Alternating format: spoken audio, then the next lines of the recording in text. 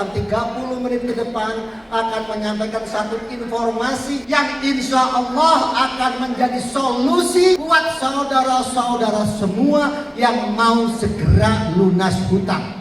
Insya Allah informasi ini akan menjadi solusi bagi saudara-saudara semua yang ingin hidup jauh-jauh lebih mapan tapi tidak mau terjerat cicilan dan riba. Oke. Bapak Ibu, saya ingin bertanya kepada Bapak Ibu semua yang hadir di sini, siapa yang di dalam hidupnya pernah punya banyak cicilan? Apa sebabnya seseorang jadi punya banyak cicilan dan hutang? Baik, ada yang bilang gaya hidup, setuju. Gaji UMR, gaya hidup DPR. Gaji 3 juta, iPhone 15 Pro Max. Tetapi Bapak sekalian, yang paling tepat, kenapa seseorang jadi punya banyak cicilan, penghasilannya, gajinya itu jauh lebih kecil daripada kebutuhan hidupnya. Ketika ingin punya sepeda motor, tidak punya uang lagi untuk beli sepeda motor. Tidak ada jalan lain, kalau nggak kredit kapan punyanya Pak? Maka mulailah orang melakukan transaksi kredit melalui leasing. Yang tadinya gaji pas-pasan, tidak punya cicilan saja kurang. Apalagi gajinya mulai terpotong untuk cicilan. Ketika kondisi itu terjadi, datang tukang tagih dan kolektor tidak mampu bayar cicilan. Apa yang dilakukan banyak orang? Berhutang pada saudaranya untuk bayar cicilan. Pinjam pinjol untuk bayar cicilan. Jadi dua cicilannya, cicilan motor dan cicilan pinjaman yang tadi. Ujung-ujungnya adalah ribut sama saudara yang punya uang, ribut sama pinjol, dan ribut sama debt collector.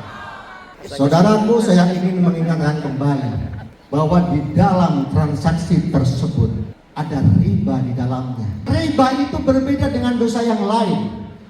Riba itu satu-satunya dosa yang di dalam Al-Quran Allah tegaskan, barang siapa melakukan dosa itu, maka aku, kata Allah, dan Rasulku akan menjadi musuhmu, akan memerangi. Saking murkanya Allah terhadap dosa riba.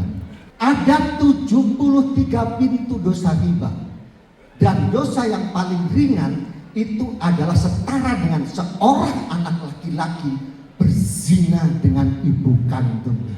Kondisi inilah yang membuat seorang pengusaha muslim muda asal Solo, tinggal di Bandung, beliau risau melihat keadaan itu.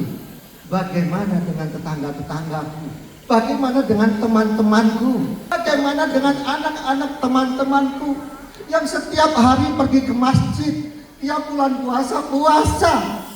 Ada kencreng, dia infak. Tetapi saya melihat mereka punya riba, dan mereka tahu riba itu dosa. Beliau, Bapak Haji Febrian, risau bagaimana kalau mereka meninggal dunia. Maka berangkat dari rasa risaunya beliau inilah Pak Haji Febrian bertekad bahwa dakwah anti riba tidak cukup dari mimbar.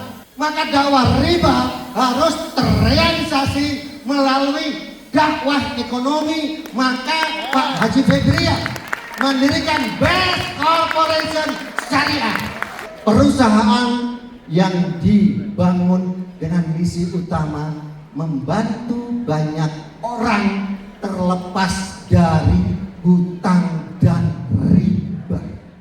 Bapak sekalian, kalau ada seorang pengusaha muslim punya niat baik seperti ini, perlu didukung kah tidak?